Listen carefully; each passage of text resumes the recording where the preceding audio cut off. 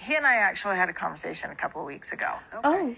And he said to me, I'm still grieving the loss of our marriage. I'm grieving. And I said, Cody, you don't get to tell me that. So to give a little bit of context about this conversation, this was October 2024. Mary moved in like March, April of 2024, and now homeboy is grieving.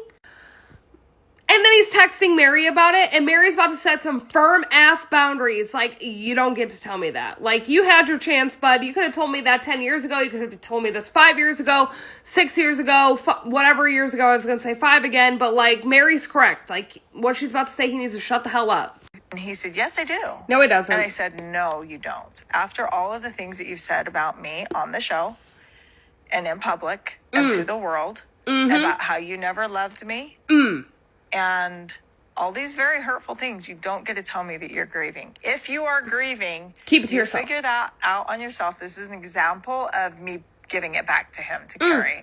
He doesn't get to burden me down with his grief of our relationship after all of the things that he said.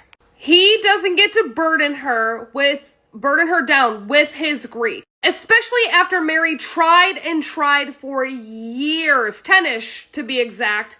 That's not an exact number, but in my brain it is, to get them to reconcile. And now he's texting Mary after she's moved on that he's still grieving their marriage. Mary is right. Keep that shit to yourself, homeboy. Keep that on the inside, not on the outside. Grieve that part of your life in silence and do not put that on her. It's not fair. This is not Mary's problem. It's Cody's problem. Suki asked why he does that, and Mary said she can't even pretend to answer that because that is a Cody's question. Cody says, do they need to say any more? They are broken up and just friends. He doesn't ever need to reconcile with Mary, and that a lot of people already have an opinion and it's established.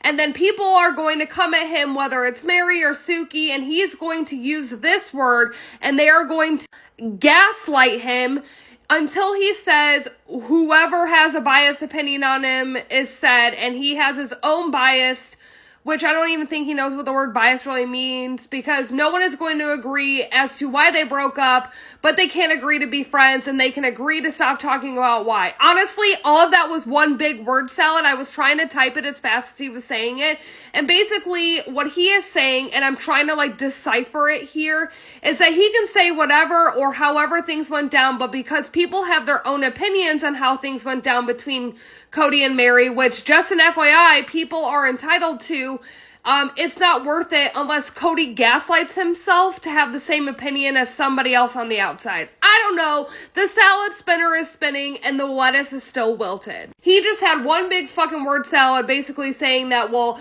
everyone's going to gaslight me into thinking what they think, and then I'm going to start to believe it and blah, blah, blah, whatever.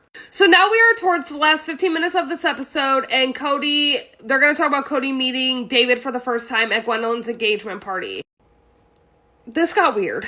You know, when you meet your ex-wife's boyfriend, it can feel a little daunting. And in this next clip, it feels like you guys are all very awkward. I agree. I want you to look at the clip, look at the body language. I have to explain it. I remember the whole thing. Okay. The issue really was just being nervous about being in the presence of Christine. Okay. With some of our kids again. Okay. And the intimidation of a potentially overwhelmingly handsome individual.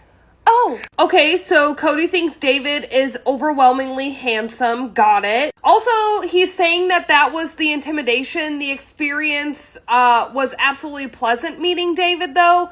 Cody is, like, trying to explain this without the clip being played, and Suki's like, well, let's watch the clip.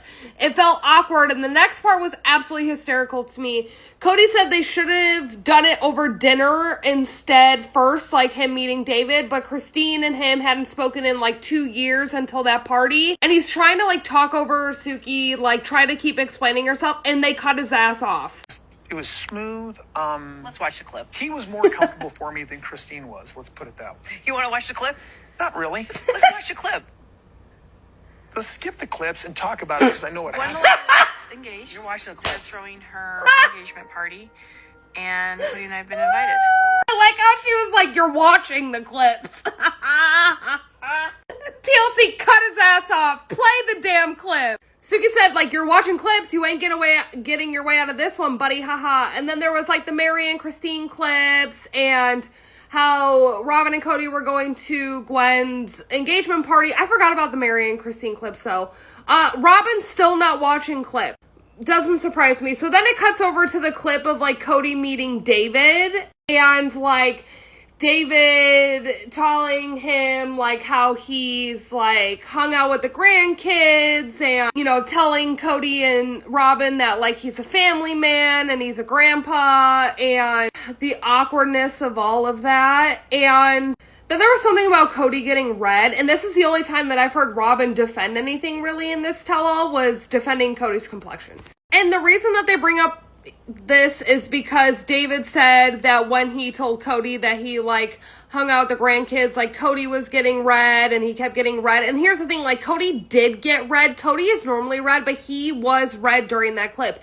You can tell when something bothers Cody because his chest and his face get really, really red. He was red rewatching it. The cringy part was the beginning to the end, according to Cody, but David was fine. Cody asks if he felt red in the face, and Cody says he thinks David's making stuff up. Christine hugging David didn't bother him, because she's out of his life. And then he says, I just want her to be happy, and the idea of her falling in love is great because she will stop talking about him. And Suki calls him out on this and says that's backhanded as fuck. She didn't say that, I did, but you know what I mean. She's out of my life. I just want her to be happy. Yeah. And the idea of her falling in love is great because she'll stop talking about me. Oh. That is such a backhanded thing It to is. say. Is that really backhanded? A little Yes. bit. Truth. It's a little It's like backhanded. every time that they're courting on the show, I'm like going, oh gosh, okay, good, I can relax. It was totally backhanded. Definitely backhanded. Cody loves their courtship. He said he gets to watch an old friend. Well, he said enemy wrong because that's all Christine is to Cody. Fall in love because, you know, Cody and Christine are not friends. Christine is the enemy.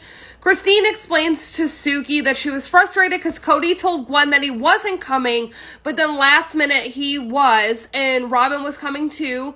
Christine wishes that from the minute he got the invitation that he was going from the very beginning and that nobody knew. They just didn't know. They had to, like, reset the whole thing. This is something he always does, changes his plans last minute. And David was chill about it. David is so chill. He's just like, whatever. Goes with the flow, you know.